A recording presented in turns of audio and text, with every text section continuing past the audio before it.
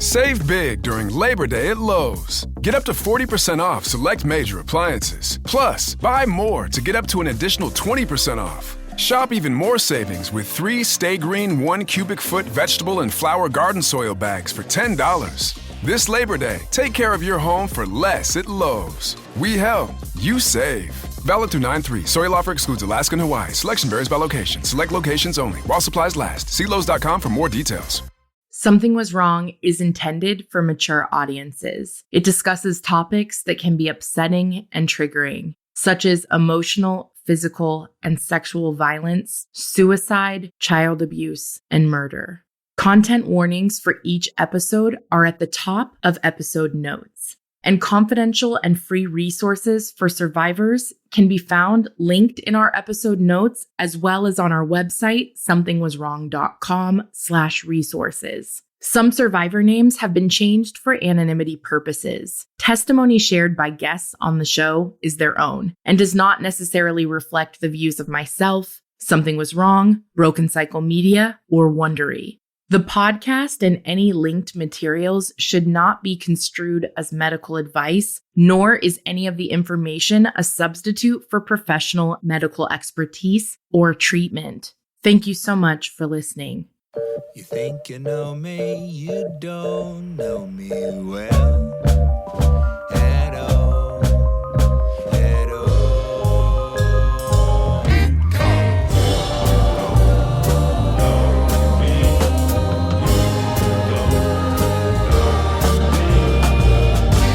Don't know anybody till you talk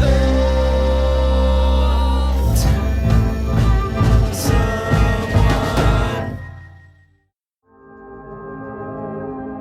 Hi, I'm Alexis, and I started listening to this podcast way back in the first season.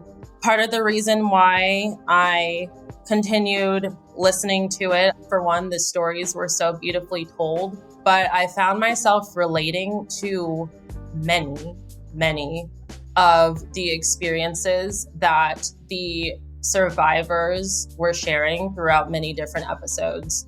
And ever since the beginning, I've kind of thought to myself that I have, unfortunately, so many stories and experiences that I could have shared, but I have never really been quite ready to share my story. Up until now, the only people who I've shared my story with concerning this particular individual has been with my best friend, my husband, and with my therapist.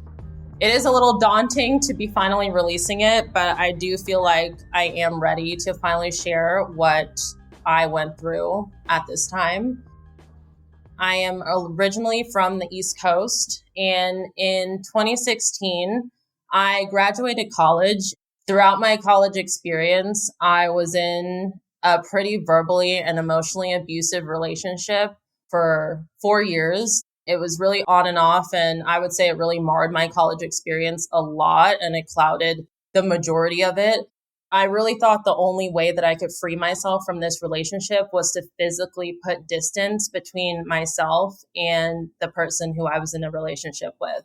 That being coupled with not knowing what I wanted to do after school, we happened to have a ton of recruiters for a teaching cohort at our campus. So I decided to talk to them. I applied for a position and I ended up getting accepted into the program. They operate throughout the nation. So we were able to choose 10 different places where we thought we wanted to be placed. I ended up being placed at my 10th choice. So when I went down there, I didn't know anybody. My whole life was on the East Coast. I didn't have any family down there. I didn't have any friends down there yet. I moved completely down there by myself. And within 2 weeks, my mom would be gone back home and I would really be alone. The first few months were very difficult and I was very lonely.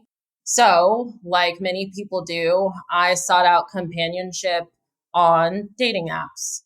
After going through a few people on dating apps and nothing really coming from any of those interactions, I finally came across David. What drew me to David physically was he had a lot of tattoos, and I am attracted to tattoos. I liked his style, and I was also intrigued that it said in his bio that he was a hip hop DJ, and I thought that was really interesting because I'd never been around anybody like that before.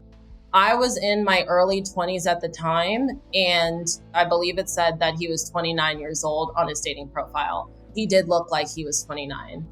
I liked what I saw basically, and I ended up swiping right on him, and he ended up matching with me. We talked quite a bit, and very quickly our conversation moved from the app to texting to calling each other on the phone. He was very persistent about meeting up and taking me on a date, but I was very busy with my job at the time. He was in and out of town for different DJing gigs. We lived in the same state, but our cities were pretty far away from each other. It could take up to an hour and a half to get to each other in traffic. So our schedules just really weren't aligning. Also, our conversations were going so well. I wasn't concerned about hurrying up and meeting him, if that makes sense. I really liked his sense of humor, and I initially felt very comfortable with him. I am naturally a really sarcastic person, so finding someone who could keep up or one-up me when it comes to sarcasm is kind of rare. Our banter back and forth was really good, and our conversations also never went stale. He seemed like he was genuinely interested in getting to know me as a person, what was going on in my life, what my interests were, what I was doing for work, how work was going, about my family, which was kind of different than what I've experienced in the past. He seemed very down to earth. He seemed very caring. He was definitely charming.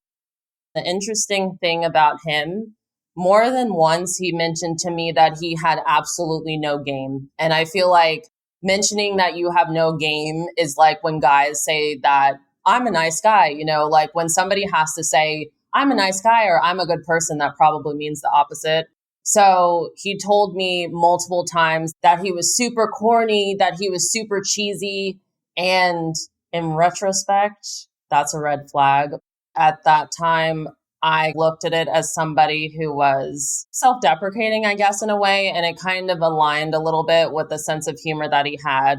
I think I should have been a little wary about somebody trying to portray that image as hard as he was, but I really didn't think too much about it at the time. One thing that's important to note about David was that he made it a point to let me know how much more comfortable he was in Black spaces than he was in white spaces. He is a white male, but he told me that growing up, him and his family moved to a neighborhood that was predominantly Black, and throughout his life, that's who his friends were. He said that he was raised by a Black community who embraced him, and he felt more comfortable dating Black women and being in those spaces. I was going through a lot of racial identity issues at the time, so it did kind of make sense. But it should have been more concerning that he made it a point to make sure that I knew and I understood this information. And he was also making money and profiting in Black spaces as well. The gigs he would go to were attended by predominantly Black attendees. He was very frequently the only white person there, so he would get a lot of attention. He would be very vocal on social media about social injustice. He would act like he cared a lot about civil rights. He would just post a lot to bring awareness to any kind of racial injustices that were happening.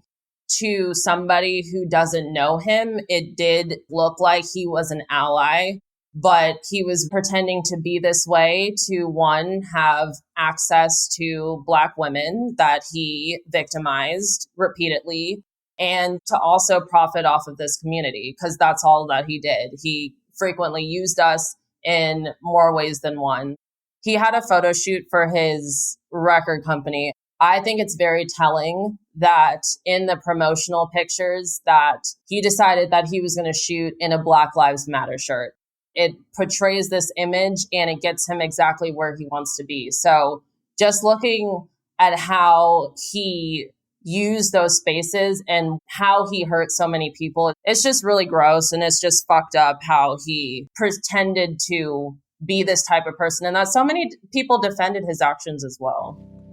One of these attempts to meet for the first time, I told him that I was sick, and he told me that he was willing to come over and bring me soup and just sit with me so I'm not by myself, and he would be able to get me whatever I needed since I was too sick to really do anything for myself. As nice as I thought that this was, I did not want to meet him for the first time being sick because I looked terrible, but also I didn't think it was necessary for him to come all the way out there to just bring me soup and sit with me while I wasn't feeling good. So I kind of brushed it off to the side, and we eventually ended up scheduling a first date. David did tell me that he had a gig that night, but he really wanted to go on this date. I just needed to know that he needed to leave at a certain time in order to make it back to his gig on time.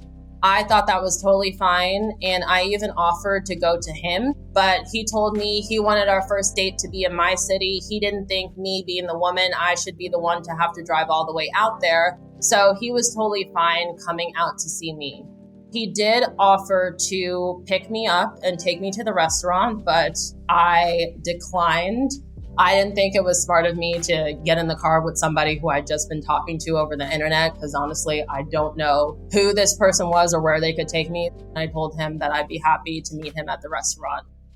When I finally got to the restaurant, he was basically exactly as I expected. He looked exactly like his pictures. He dressed in the same kind of way. His voice was the same as what I heard on the phone, so I felt pretty comforted meeting him for the first time.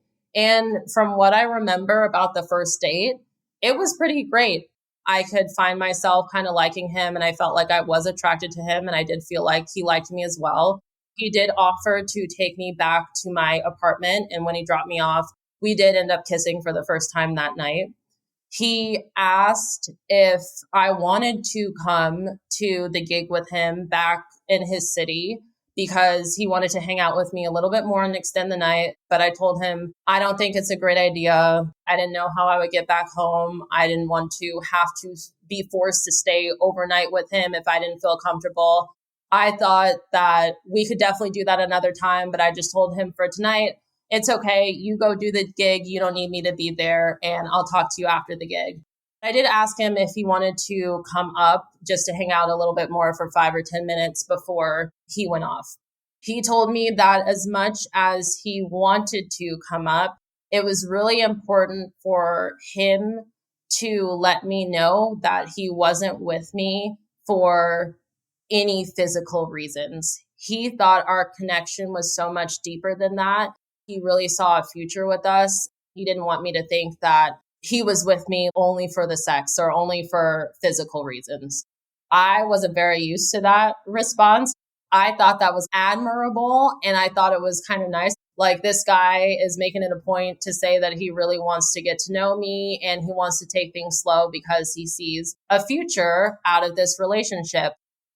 After that first date, things moved pretty fast. We were talking constantly.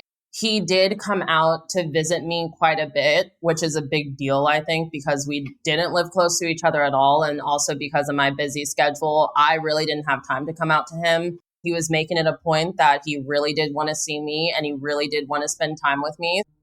After about a month, we were out one night, and David got a little bit drunk, and we ended up going to his apartment that night. He ended up confessing his love to me. It was a little bit of an intoxicated rant. He told me he loved me and that he really did see us spending our lives together and blah, blah, blah, blah, blah. Not that this isn't nice to hear, but I've only known you for a month, and I should have known from my past relationship that usually somebody saying I love you that early on when they barely know you is a huge red flag. I didn't say it back to him at that moment, but I was like, I think you're drunk right now. If we need to revisit this, we will revisit it later. We ended up going to sleep, and then the next morning he said he did remember what he said to me. He was like, just so you know, everything I said was true, and it is how I really feel, regardless of whether I was drunk or not. And I didn't tell him I loved him back at that moment because I didn't. But I did end up saying I love you back, I think about a week later. From my skewed perspective of what love was, I thought at the time that I was in love with him and that he did love me.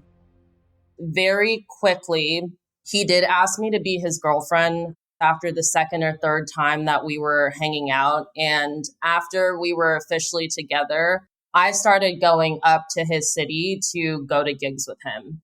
And when I first started going to his gigs, he was super attentive to me. I was always in the booth with him. He always went around to introduce me to everyone as his girlfriend, and he made sure that I was really comfortable throughout the whole night.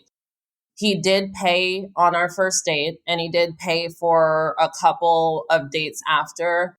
But after maybe the fifth time we were hanging out, I did find myself having to pay for a lot of things. And first it started with being an excuse, and then it became a little bit expected that I would pay for things. He was either dealing with financial issues or he had to save X amount of money, with me having the resources at the time, and also me believing in an equal partnership within a relationship. I did not initially have problems splitting the payments for some things, but as I was paying for more and more, it did become a little bit more concerning to me. One thing that was a little bit strange during that time too, as I look back, when he introduced me to his close friends, his friends really could not care less about me. They were very cold. They were very dismissive. I thought they were going to ask, where are you from? What do you do? You know, normal questions about me as you're trying to get to know a person. But his friends really couldn't give two fucks about me. And I just figured that they didn't like me for some reason.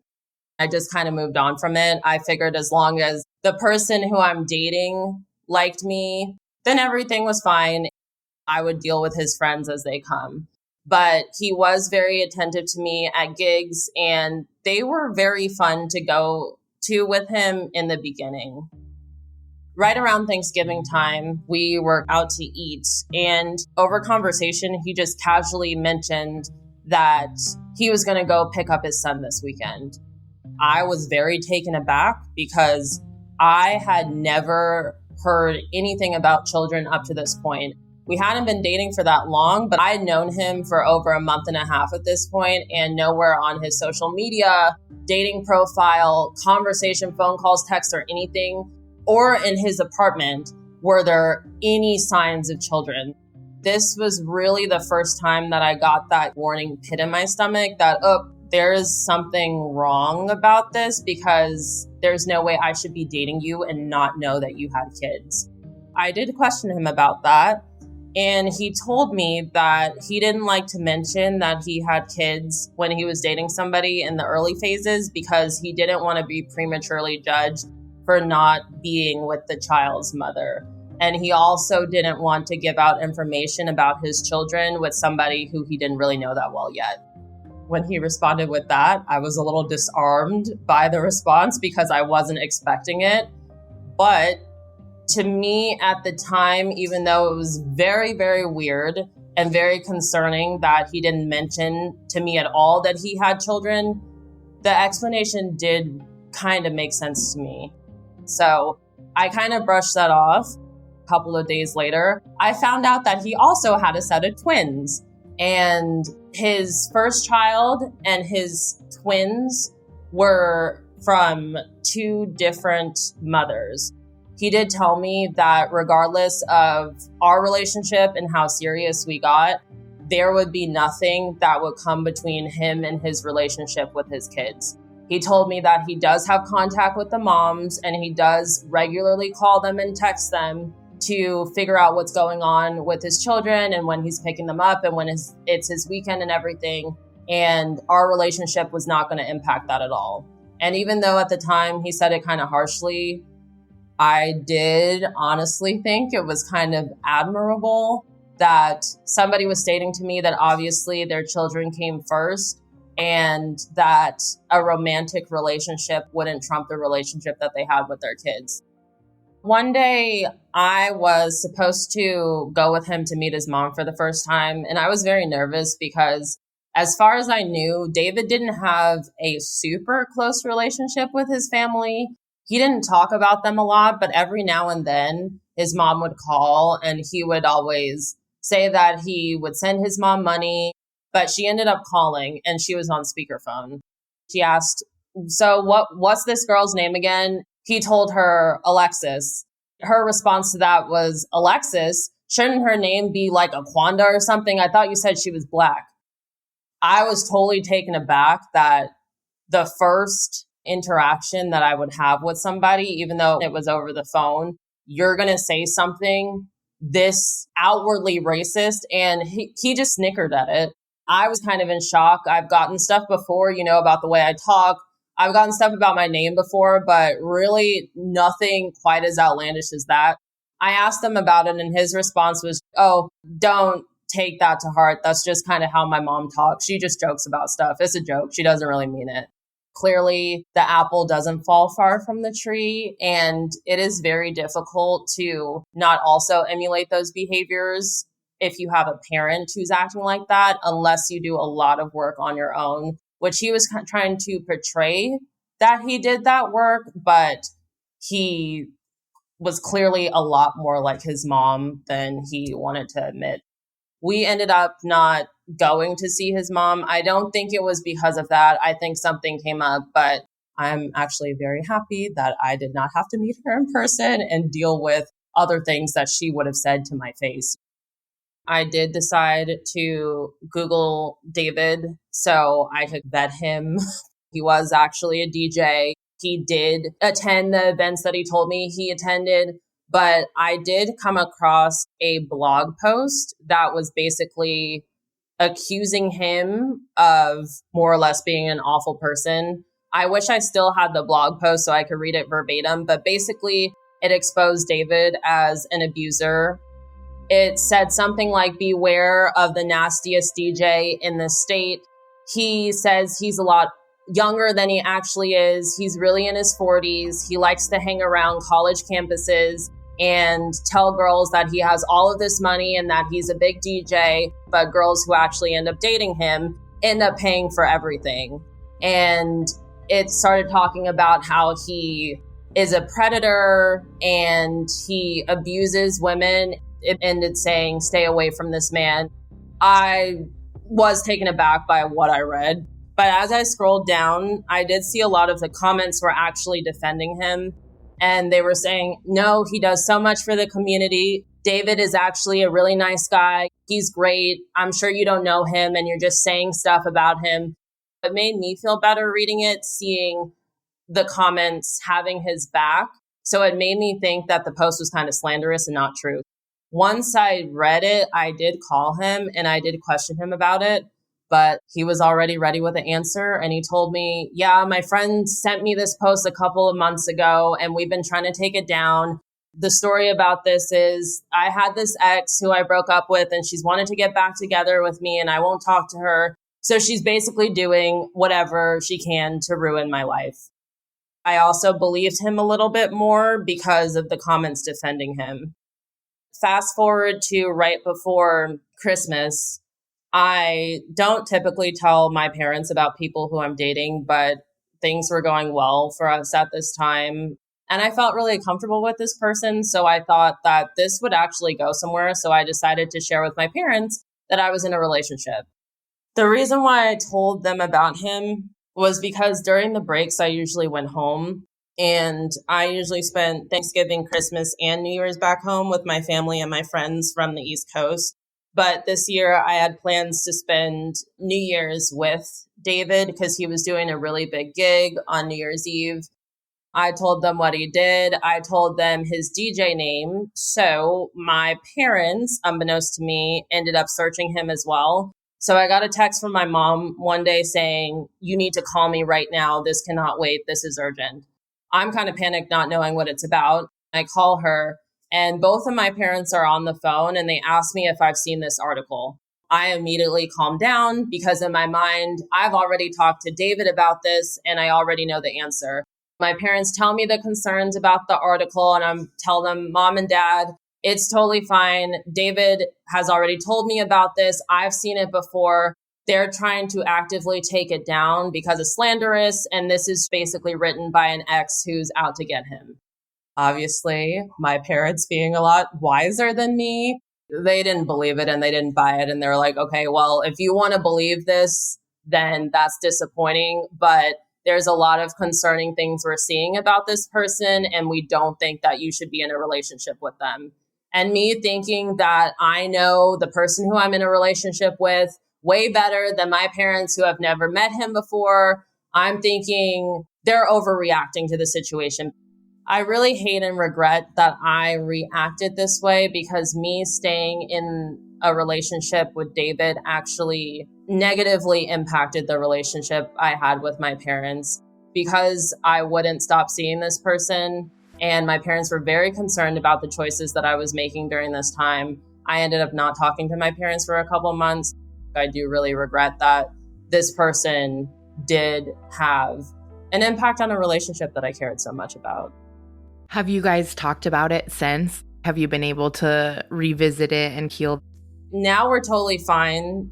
I think it just took a couple of months. We never spoke about anything after the breakup, but they were just so right during that time.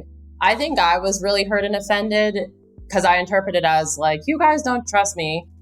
Right before I went back home for Christmas break, I did go to a party with David and some of his friends, and we ended up having a lot of fun together. My flight to go back home was the day after. I got a little bit too drunk and I was way too sick to be able to make it home for a flight. And I ended up rescheduling my flight. In the morning, I woke up to about 5 texts and like 3 missed calls from my mom saying if she doesn't hear from me, she's going to call the police. I'm so confused because I have no idea where this is coming from. I told her the night before that I would have to change my flight and come home actually on Christmas Day because I was sick and not in the condition to fly. So I had no idea why she was texting me with this urgency. I finally call her back and she's like, what were you doing? I was about to call the police. I don't know where you are. I was just like, where is this reaction coming from? I was asleep. I know that it was because they didn't trust him and they knew nothing about this person. It was a little bit of an overreaction, but my mom was very concerned about me. I told her everything was okay. She ended up calming down and I did go home for Christmas break. I remember when I was at home, all I could think about was getting back home to David. And I wanted to make sure that at this really big New Year's Eve event that I had the perfect outfit. So I actually went with my mom to find a dress and a pair of shoes that I was excited about wearing. And all I wanted to do was get back and have him pick me up from the airport. He did end up picking me up and things were normal. We really missed each other. We were really happy to see each other. That night on New Year's, it was really great. We were still in a pretty good place. He still introduced me to everybody. He was really excited because this was a big deal for him. I guess there were a lot of important people who were at the party. I felt proud of him in a way that he was able to have this opportunity. And he seemed really proud to have me there supporting him. I stayed the whole night in the DJ booth. It was just after the new year, funny enough, when things kind of started to change in our relationship. And I think the mask started slipping a whole lot more.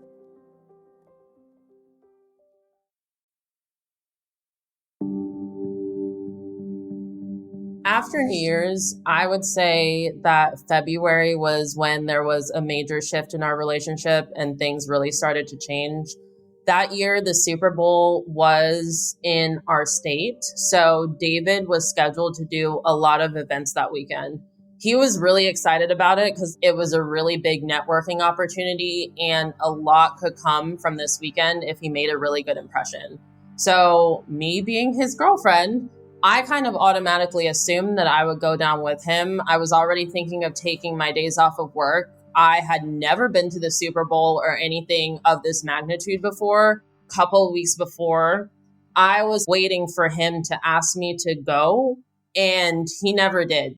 I brought it up to him. I was like, hey, so this weekend, do you want me to come with you? Or like, what's the deal with that? Because if you do want me to come with you, I need to know so I could take days off of work.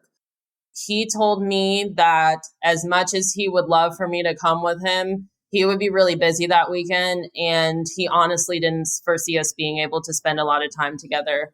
He said that this weekend was a really big opportunity for him, and this could be very huge for his career. This could take us new places, and it could really set us up for a good future. He needed to minimize his distractions as much as he could that weekend. I wasn't happy about this because I was really excited to potentially go, and I thought it would be really fun, and I thought it would be cool to experience something like that with your partner. But I accepted it. That's really when things started going downhill.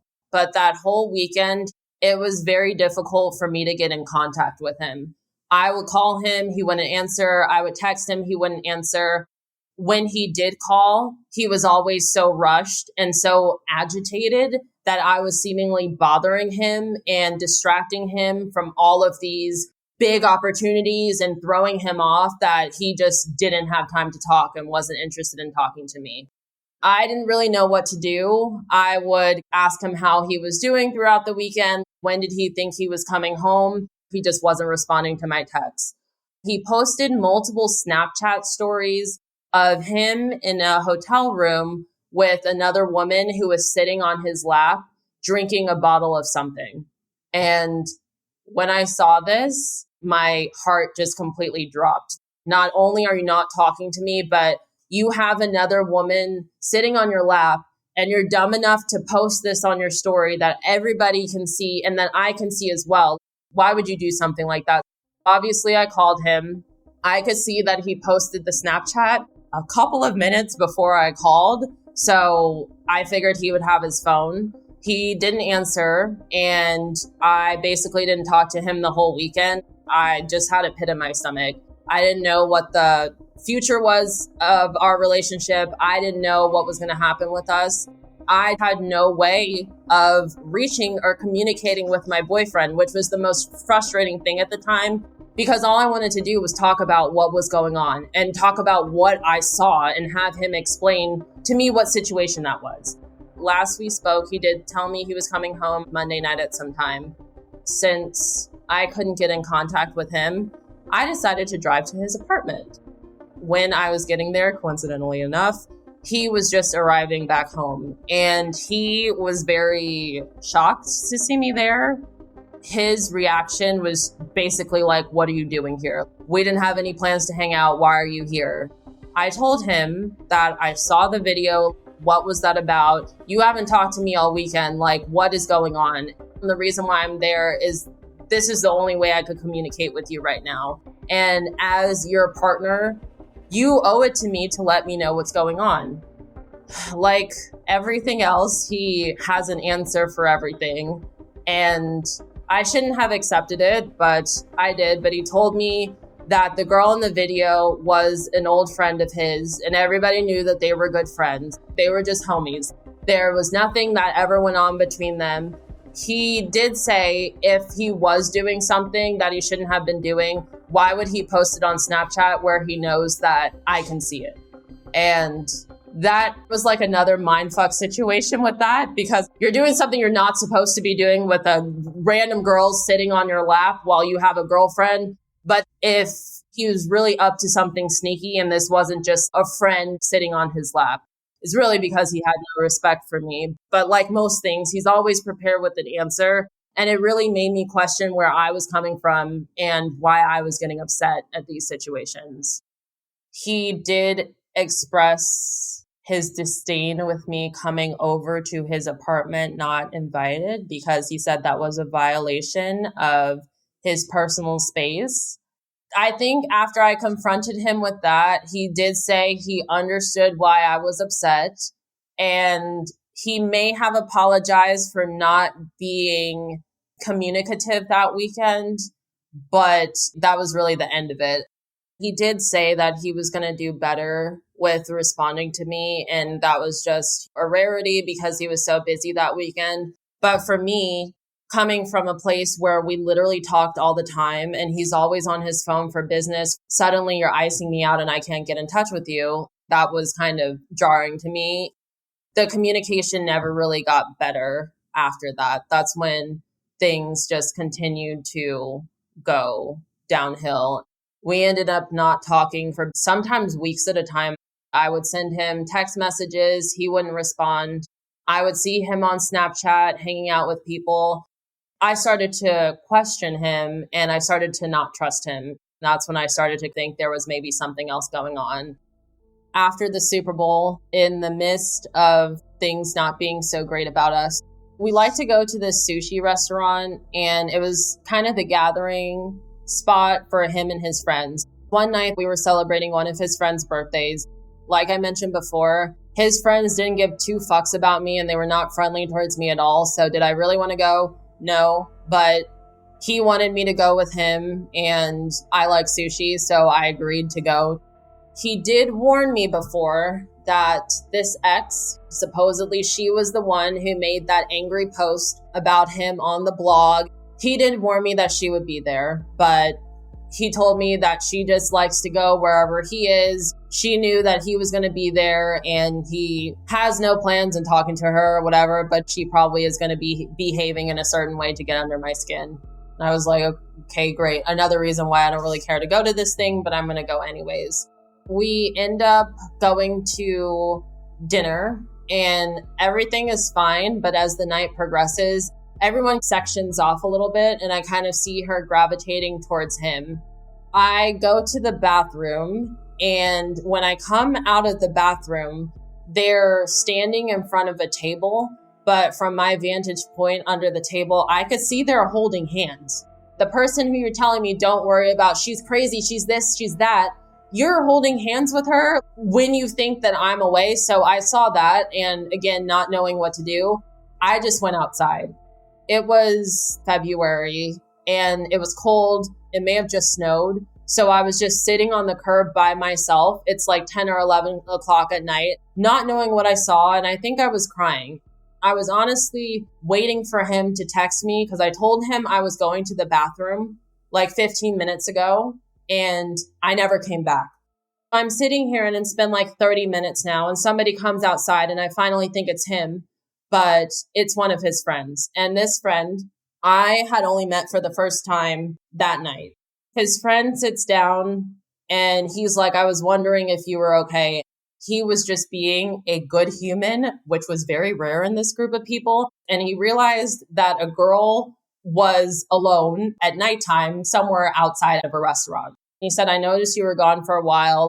I told him I was just really upset right now and I needed a minute and I wasn't really happy with what was going on inside.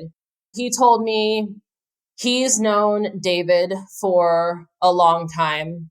And he said that I seem like a very nice girl and I seem a little bit different from the girls who he usually ends up dating. He's not so sure if I could really handle all of this, but he asked me, do I honestly think that that man in there loves me?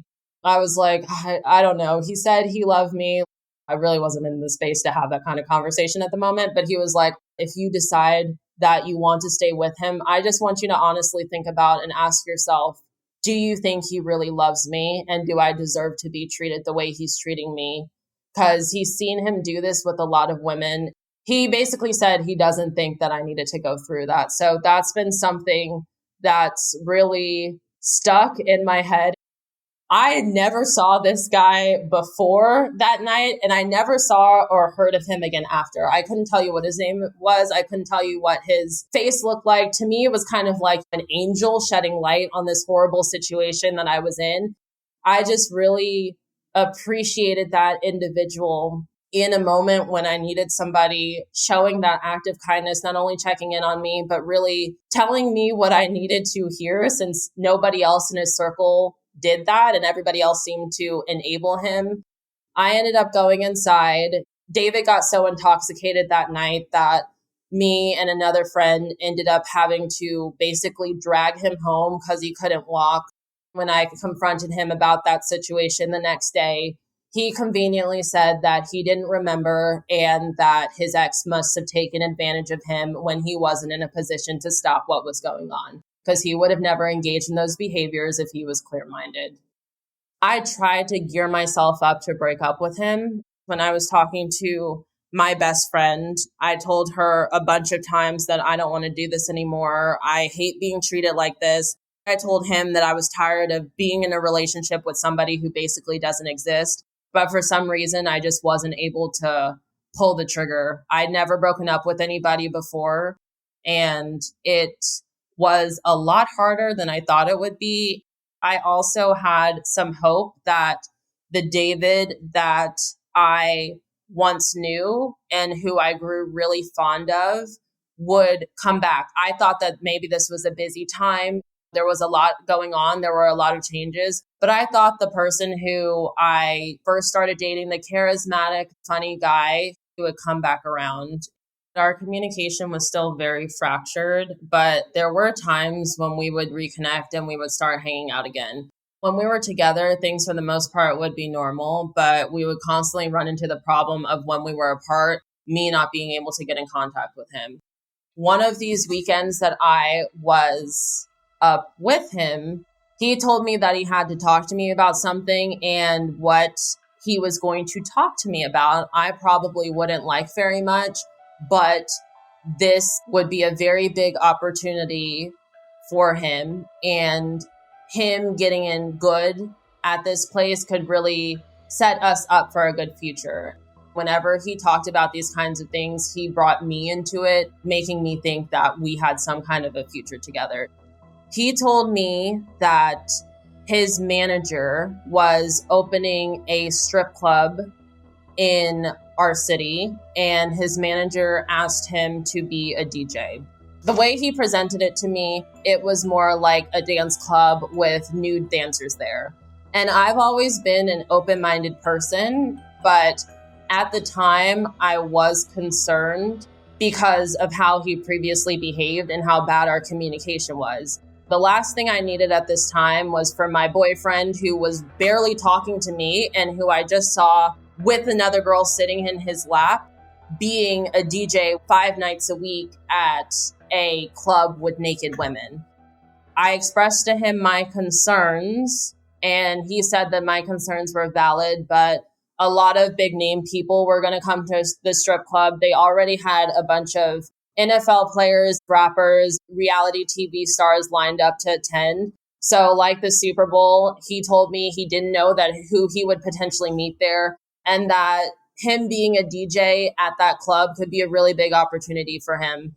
He said that he's never been the type of guy to objectify women, and he doesn't view women in that kind of lens. This would strictly be a professional role. I do honestly believe that people can work in an environment like that and be professional, but I shouldn't have believed him.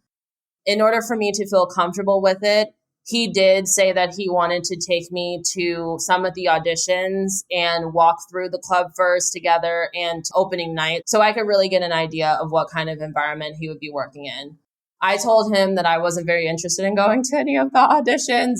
I didn't feel like I really needed to be there to walk through and figure out the day-to-day logistics, because I didn't really care that much to do that.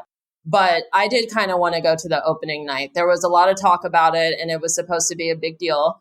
We ended up going, and it was actually really fun. Again, he was very attentive to me, and he did introduce me as his girlfriend. And that was a big deal, because at this time, I hadn't been going to gigs as frequently, because I noticed over the past month, he started to ignore me at the gigs more and more.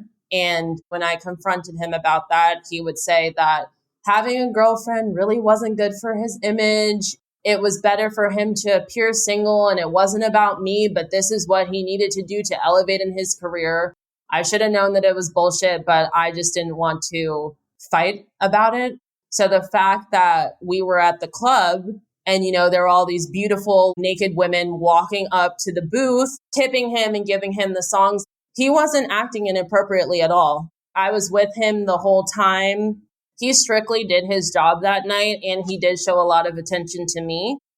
Even though we weren't in the best place at that time, I did feel, okay, maybe there is some truth in what he's saying and he can do this job in a professional manner. David had been working at the club for a couple of weeks and our communication still wasn't great, but I still wasn't very concerned with what was going on. My spring break was coming around and we had previously talked about going to Mexico over spring break because I had never been there before. And that was a place where David really liked to go. And he always expressed to me that he really wanted to show me around there. So I brought my passport to his house. And as I was putting it in the drawer, I noticed a piece of mail with a name that I was not familiar with at all. When I first met David, he told me a particular last name, and he told me that he liked to use this last name because his legal last name was his father's, and he really didn't have a good relationship with his father. He wanted nothing to do with him, and he didn't want to be tied to that man in any kind of way. He also said professionally, the name that he told me sounded better than his birth name. This name that I saw on the piece of mail was completely different than the other two names that I knew about. I went to him and I got the piece of mail and I told him I saw this. He told me your birth name was this, and now I'm seeing something completely different. And his explanation for that was that this name was his mother's last name. And sometimes he preferred to use his mother's last name. There were 3 different names that I found out he goes by. I do believe that I know his true legal name, but like everything else, these were things that I had to figure out on my own. And he did lie to me about who he actually was. I had to ask him about it, but he was always prepared with an answer. And his answers always could make sense. And to me, being a DJ and having a stage name and this being your professional name, okay, a bunch of people don't use their birth names as their professional name, you know? And a lot of people don't have great relationships with one parent or both of their parents and they want to use a different name. So all of his explanations kind of made sense at the time. But that was another time that I did have a pit in my stomach and I was just like, this is something else that's very odd and off about this person. We planned on me going up to see David and me spending the weekend with him taking me out for my birthday. Still, at that point, our communication was not great. We get into the week of my birthday and I hadn't heard anything from him. I was supposed to go up to see him on Wednesday of that week, and it was now Tuesday, and I heard nothing. I was getting upset because at that point of time, I had nobody else to spend my birthday with. And here was my boyfriend who claimed that he loved me and we had all these plans together, and he was basically nowhere to be found. So not knowing what I was doing for my birthday anymore at that point, and me thinking I was spending the birthday by myself, I did call my mom, and as great of a woman as she is, she did drop everything and she came into town and she did end up spending my birthday with me. Wednesday came and I heard absolutely nothing from David. I was getting happy birthday texts from my friends and everything, but the person who I wanted to speak to the most was nowhere to be found.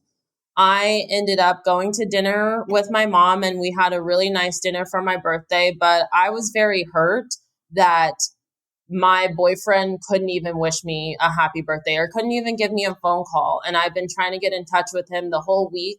We had all these plans and I heard absolutely nothing from him. I ended up going to bed and then the next morning I see text messages from him. In all lowercase, he texts me, happy birthday. I immediately call him and I'm just like, hey, what was going on? And to my surprise, he actually answered the phone. When I asked him why hadn't I heard from him, he told me that there was something wrong with my phone. And he was like, so you didn't get all the texts that I was sending you? I was like, what are you talking about? I didn't get any text from you. All I got was the all lowercase happy birthday from you the day after my birthday. He was like, no, I texted you a bunch of times. I guess there's just something wrong with your phone. And I just figured you were mad at me and just didn't want to hang out with me anymore. I was like, well, I didn't receive any of your texts. I didn't get anything. And so what's the deal? Are we still hanging out? Do you still want me to come up there? And he told me that since he didn't hear from me, he made other plans and he was going to be busy the next couple of days, but I could go up on Sunday and that's when he would be free. That should have been the end of it. But I did agree that on Sunday, he said he would make it up to me and everything. We would go to a nice dinner and he was excited to actually celebrate my birthday with me. So again, I forgave him. Maybe there was something going on with his phone and he did try to send text. What was very interesting, leading up to my birthday dinner, he made a very big deal about how he saved up $100 to spend on my birthday dinner. And to this point, I had been paying for everything. He kept saying that this money could have gone to his kids. His car could have been fixed with this. He was having car issues. He could have used this money for so many other things. But I should feel very special because he's choosing to spend this $100 on me. He's making me feel guilty about something that I didn't even ask for and I shouldn't feel guilty about. He ended up taking me to dinner and then we went back to his apartment and we tried to hang out, I guess, for a little bit, but it was very uncomfortable. It was very evident that things had changed. I felt like he really didn't like me that much. And to be completely honest, I think I was trying to convince myself that I liked him a lot more than I did, but I really don't think at that point I liked him that much either. I think I was too scared to make any kind of permanent decision to end the relationship, still having hope for what could be or what was, but I really don't think that I enjoyed spending time with him anymore. I'm sure he got a real kick out of coming up with bullshit responses to anything and everything and me continuously coming back. Why he didn't just break up with me. I wondered that quite frequently. I also wondered who would eventually cut the cord on things. I think it did amuse him to kind of see how far he could take this while doing whatever he wants.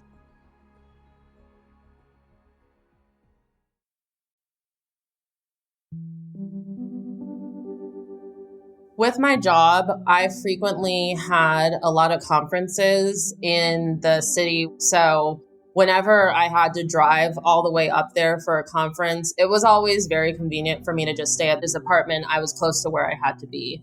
So the weekend after my birthday, I had a conference in his city and I asked if I could go up and stay with him.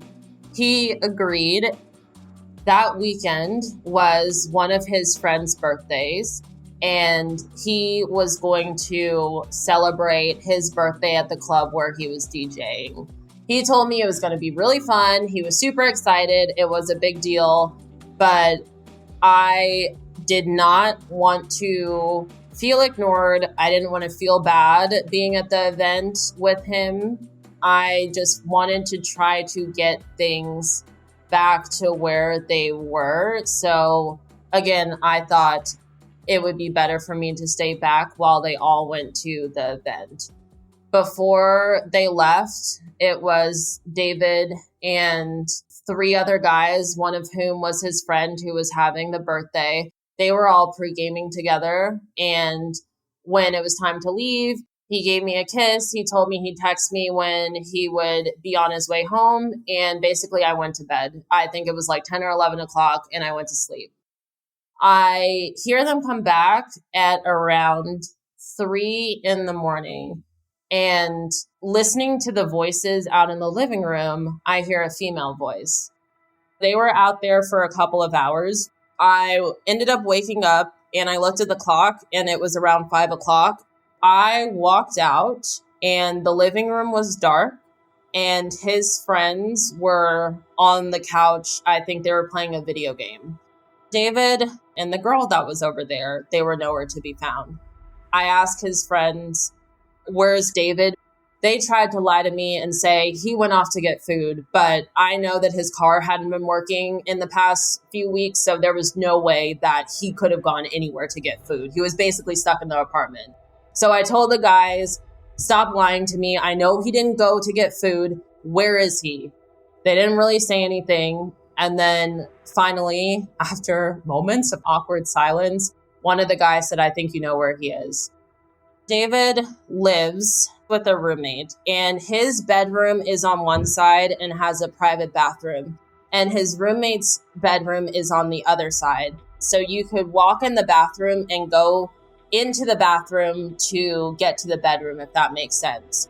That weekend, his roommate was actually out of town, and since David was not with me, there was only one place that he could be. So I walked to the bedroom door and I was banging on the bedroom door saying, David, I know you're in there. I'm not an idiot. I know somebody's in there with you. Come out of the bedroom. And this was very loud. I think I was banging on the door for about 30 to 45 minutes and there was nothing. I heard some rustling in the room from time to time. I tried to open the door. The bedroom door was locked. I tried to open the bathroom door that would get me to the bedroom. The outside bathroom door was locked, so I had no way of getting in. And after him not responding, I went into his junk drawer and I got a screwdriver. The first thing I thought of was to try to take the door handle off the door. Now, unbeknownst to me, I didn't know that taking the door handle off the door didn't unlock the door at the time. So basically, I ended up removing the door handle, but the door was still locked. And now it was even more difficult for me to get in. That didn't work. And I needed to get into the bedroom. So the next thing I thought of was to try to unlock the door using a credit card. So I took my credit card and I kind of slid it up and down the door and actually ended up popping the lock and I was able to get into the bathroom. I go into the bathroom, they're not in the bathroom, and then I open the bedroom door. When I opened the bedroom door, David was on the ground and the girl who was over there, she was sleeping in the bed, passed out. I just stood there and I was stunned. And I asked him, what are you doing? His response to me totally caught me off guard and was nothing that I was expecting at all.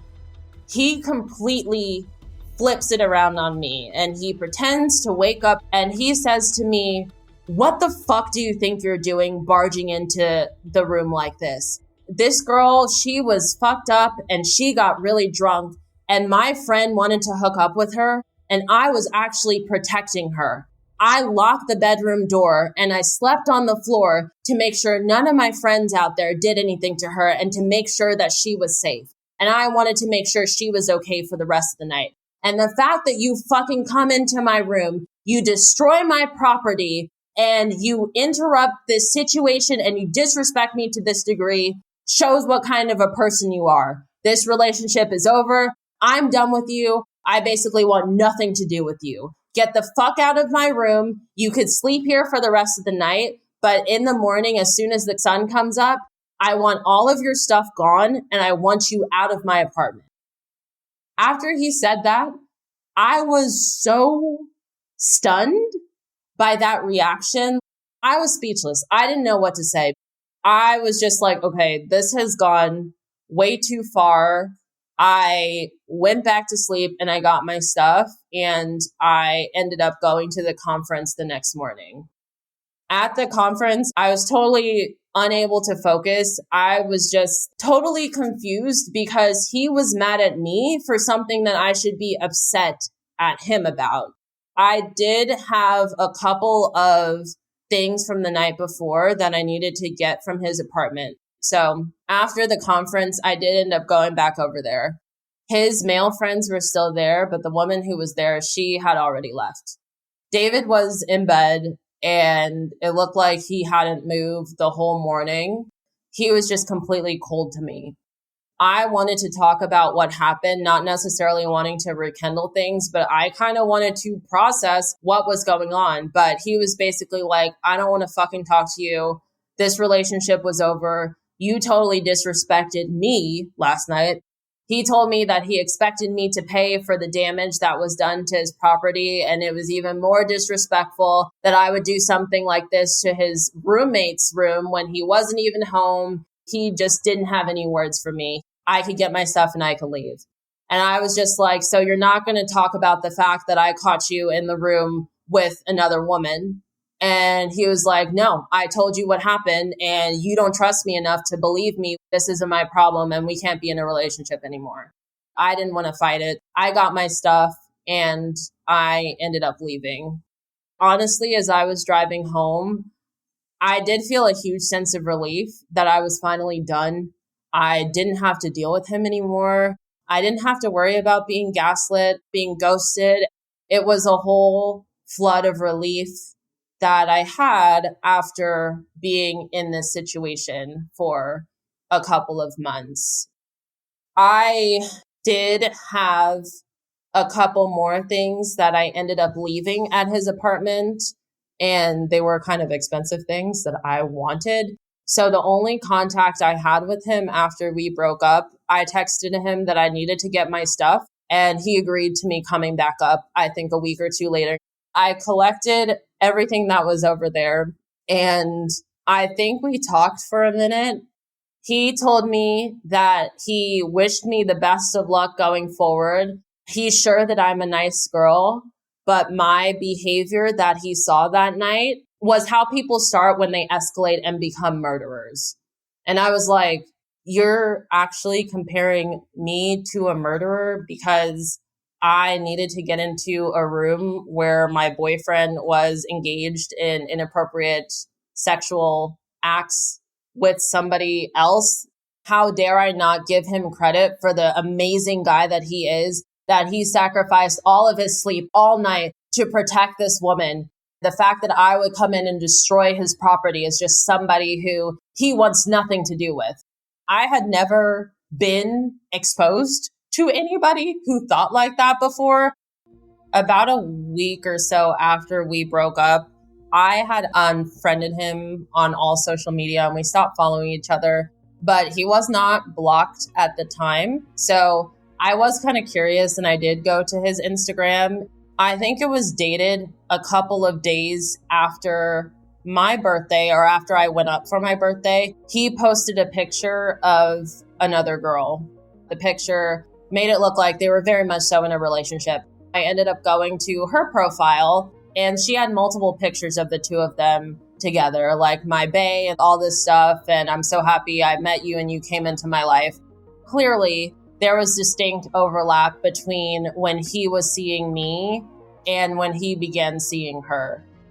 A couple months later, that kind of stuck with me, and I'm very much a girl's girl. I rarely feel like we're wrong in a lot of these situations.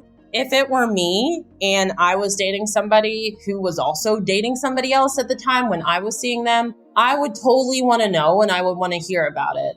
I went back and forth, but a couple of months after I initially saw the pictures and did confirm in my head that yes, there was overlap, I did decide to DM the girl. I told her who I was and that I noticed she was in a relationship with David during the time when I was also in a relationship with him. I warned her that I went through a lot of manipulation while I was with him. He put me through a lot, and I would just hate for another woman to be in the same situation that I was in. I told her if their relationship is working out, then that is great. I'm happy she's not having to deal with what I was dealing with, but I wanted to warn her just in case. I did get a response from her, and she told me that not long after they started dating, she did realize that something was up about him and she decided to move on. And she said that she was sorry that I went through what I went through. So it didn't seem that they were dating anymore at the time when I messaged her, but that did confirm my suspicions that he was actively in a relationship with somebody else while he was in a relationship with me.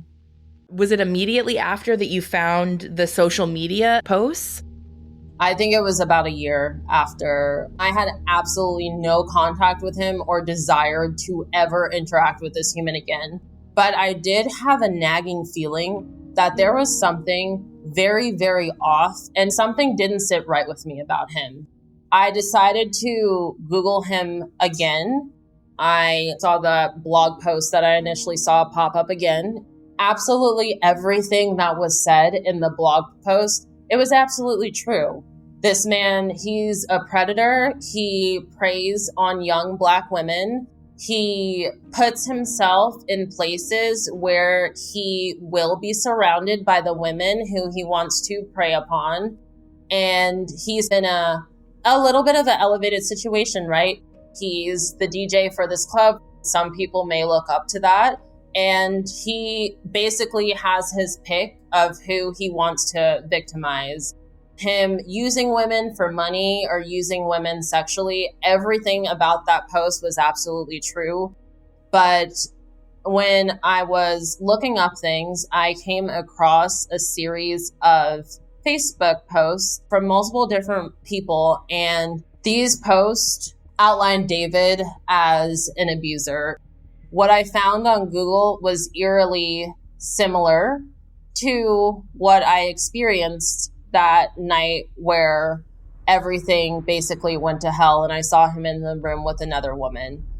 As I was reading, I got sick to my stomach because what this survivor was detailing was basically the exact same thing that I witnessed the night that I went into the bedroom. I checked the date because I was just like, maybe this is the girl. And honestly, it never crossed my mind that a sexual assault occurred in that bedroom. I just thought he was cheating on me. It really didn't cross my mind at all that he was assaulting somebody who was probably unconscious. God, it even makes me sick to my stomach as I'm talking about it now. But as I was reading it, I realized the survivor said that this happened prior to the date when I experienced this with David. She said that she ended up passing out. She begged her boyfriend at the time, who I was familiar with. She did mention his name, and this was one of David's friends. She told her boyfriend at the time that she did not want to go to David's apartment and she did not want to hang out with them because she didn't feel safe being with David. And she asked her boyfriend to not leave her alone with him. I guess throughout the course of the night, she ended up drinking a lot, and that's one common theme. There is always a lot of alcohol involved whenever he goes out and whenever his friends are around. Almost the exact same thing happened as what I think happened that night that I went into the bedroom. She passed out and she woke up to David sexually assaulting her. These men are all abusers and they behave like that because they're all cut from the same cloth. When she told her boyfriend about it, he responded saying he didn't want to hear about that bullshit. She's lying. She's making it up. He didn't believe her. She has tried to do what she can to expose this group of men for what they really are, but they have so many people in this community fooled that she hasn't been listened to. And I came across another post saying that a similar situation happened with somebody else. She was loosely dating one of the guys in the group, and this woman ended up passing out. She was intoxicated. And she woke up to David trying to force himself inside her mouth. And he was basically saying, come on, just do it. She kept trying to push him off, and he ended up cussing her out. This was something that she frequently posted about. And even on her Instagram, she frequently posted about wanting to out him as an abuser, but nobody was listening to her. That whole crew that she mentioned, they were all in this together and nobody was ever listening to her. Realizing that this is what happened and this person is actually such a worse human being and so much more of a monster than I thought could be possible. It just really made me upset for the women who were victimized by him. I did mention that he did often talk about racial injustice and say that he was a big supporter of the Black community, but he also did put on a lot of fundraisers and do a lot of shows for female survivors of domestic violence and sexual assault. The fact that you are pretending that this is a cause that you care about, yet you are the person who is abusing these very women, and you're also setting yourself up to have access to any woman that you want. It's just beyond twisted. I wanted nothing more than for him to face repercussions for what he's done. Upon doing more digging, I ended up finding out that more than 20 Black women have come forward saying that he has sexually assaulted them. The police did try to get in contact with him, but again, he is a white male who is victimizing Black women, and apparently he didn't answer the phone, and they just decided the case wasn't important enough, and the case was dropped. It's just so disgusting and sickening and really sad that he's out here able to live his life. Granted, he's scrubbed what he's could from the internet. He's changed his handles. I guess he's trying to rebrand himself or whatever, but he's able to live his life the way he wants to and go on without any repercussions when he has harmed so many women and ruined the lives of so many people. It's very unfortunate that when certain people in our country and with our justice system voice injustices, then we aren't paid attention to because we aren't deemed important enough in society. And here he is able to live his life the way he wants to, but yet he has harmed so many women. What he's done to them is permanent. They'll be dealing with the trauma of his actions for possibly the rest of their lives, and he's just able to go on like nothing's ever happened. The most he has to do is change his Instagram handle. Around the same time that I did see those social media posts, I went down a rabbit hole, and I think I paid for a background search because I needed to figure out who this guy really was. I've kept tabs on what's been going on a little bit because I'm just hoping that he gets arrested and his survivors get justice for what he did to them. I was looking at a background search site, and this is where I first actually found out that he was a lot older than he said he was. When we were dating, he did tell me he was in his late 20s. That could have been believable. For the birthday we celebrated, I think it was his 30th birthday. But actually, I found out he was, I believe, in his early 40s. Here I am, I'm 22 years old. Unbeknownst to me, not only did he have so many different names, but I'm dating a guy who is 10 years older than he actually said he was. I also saw that in June or July of the year that we broke up, he got arrested for domestic assault on a family member, was what the charge said. It looked like he got out on bail, and it didn't look like he really had to serve any time for it, which unfortunately, I feel like happens so often with people like this. When you think you have them, they get off somehow and they just get set free like nothing ever happened. But that was the only recent arrest I saw. I believe he scrubbed a lot of what was on the internet about him, but I don't think he's been arrested for anything else, unfortunately. A big part of the reason why I wanted to share my story is because, honestly, looking back at this, I felt very stupid. And I don't think it's uncommon for a lot of people who deal with this situation to feel dumb at the time and feel like this is only happening to them. A big reason why I started listening to this podcast and continued to listen to it, it allowed me to realize that I wasn't alone in my experiences. For people who are experiencing the same thing or have experienced the same thing, it's important to know that this is not your fault. A lot of times we find ourselves in vulnerable positions. Like I said, I was on the heels of a very abusive, verbally and emotionally abusive 4-year relationship. That was the only lens I had as to what love was. And when I tell people this, I say that I was just kind of ripe for the picking at that time because I was just so emotionally fragile. I was very insecure. I was going through a lot of identity issues. And the fact that I had a glimpse of somebody who was treating me okay, that's what I clung to. We learn from these experiences. We say we should have done all of these things differently. In retrospect, it sounds weird to hear, but I don't necessarily regret the experience that I had with him because, for one, it taught me a lot. It challenged me. It really prevented me from putting up with a lot of bullshit in the future. If I didn't deal with a situation like that, I wouldn't be the person who I am now. I think I've tremendously grown from this experience, and I am so lucky to have a wonderful relationship with a loving husband who I wouldn't trade for the world. I think, honestly, if I didn't experience that, then I wouldn't be in the position that I am now. But I think it's important for people who are experiencing a similar circumstance to know that you're not alone and this is not your fault. These abusers find people who are vulnerable at the time in whatever way. It could be age, it could be health, it could be experience, what you're dealing with.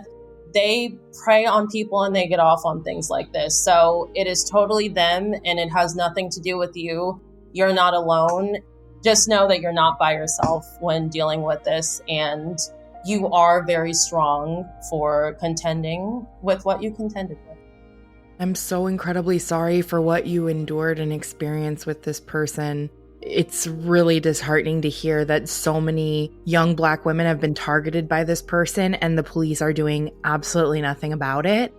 Thank you so much for all of your time and energy and sharing your story. I think it's incredibly important. Thank you. Next time on Something Was Wrong. I've never met anyone like her before. She gives such wild vibes. Funny, but like you could tell it came from somewhere. It came from a lot of hurt, which I relate with, so I understood. I always said to people that she was like our little child who would insert herself into our relationship anywhere she could fit. She would go on dates with us. She would even plan, quote, dates for like the three of us. She just wanted to be involved all the time.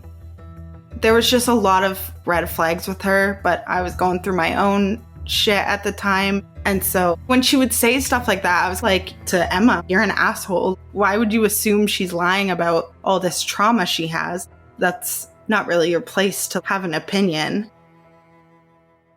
Thank you so much for listening. Until next time, stay safe, friends. Something Was Wrong is a Broken Cycle Media production, created and hosted by me, Tiffany Reese.